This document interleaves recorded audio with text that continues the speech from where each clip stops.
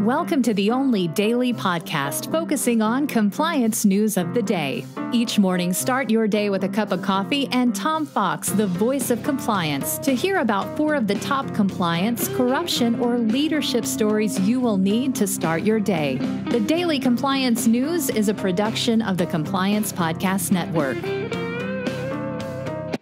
February 14, 2020, Happy Valentine's Day, and the Pound Sand edition. First up, you might think that Barclays is getting sick and tired of their CEO being under investigation, but apparently not, as their CEO, Jess Stanley, faces an inquiry on his ties to Jeffrey Epstein.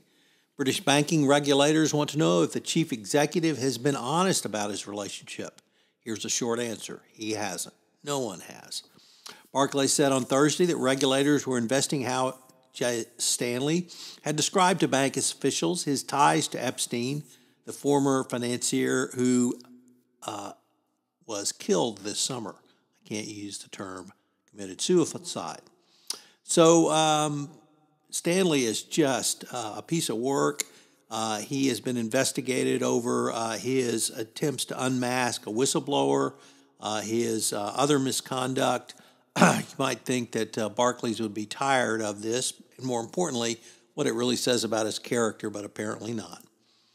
Next up, from the Washington Post, a judge has ordered a halt to the massive Department of Defense cloud computing contract that President Trump took away from Amazon and told the Pentagon to sign a contract with Microsoft earlier this year.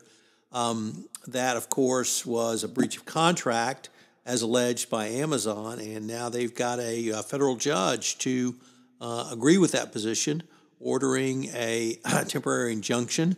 For those lawyers out there, you'll know that one of the requirements is you have a high probability of winning. So the court has definitely seen something that they don't like in this, and the Trump administration, once again, faces scrutiny from the courts, even if they have been able to hornswoggle Congress. Next up, from the Wall Street Journal, the federal government has brought racketeering charges against Huawei, alleging they have engaged in trade secret theft and other acts of racketeering. These charges amp up pressure on Huawei from the United States, where the Trump administration is trying to lock the telecommunications giant out of building the next 5G network literally across the globe. Of course, their attempts to force Britain to back out of its contracts with Huawei were not successful. But the legal pressure is amped up on Huawei as these new charges have been filed. And finally, for Valentine's Day, the Pound Sand story from the SI.com, the Houston Astros. Owner Jim Crane gave a press conference today. Allegedly, he was going to apologize for the Astros sign-stealing scandal. However, Crane basically said, we won the World Series, we won it fair and square, our cheating had nothing to do with it, and for those of you who didn't win the World Series, we're the World Series champ, and you can pound sand. He was roundly lambasted in social media, as well he should have been. SI.com, ESPN, even the Houston Chronicle, with its pathetic, sycophant coverage, agreed that the press conference was just terrible. The Enron-like statements by Crane really pointed to why the organization has such a toxic culture, because it all does start with the tone at the top.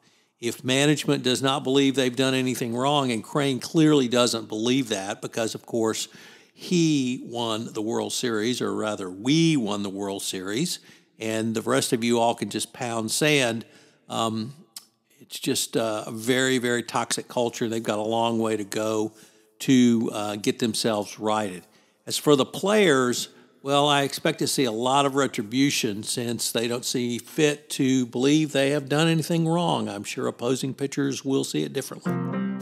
The Daily Compliance News is a production of the Compliance Podcast Network and a proud member of C-Suite Radio. Thanks so much for listening.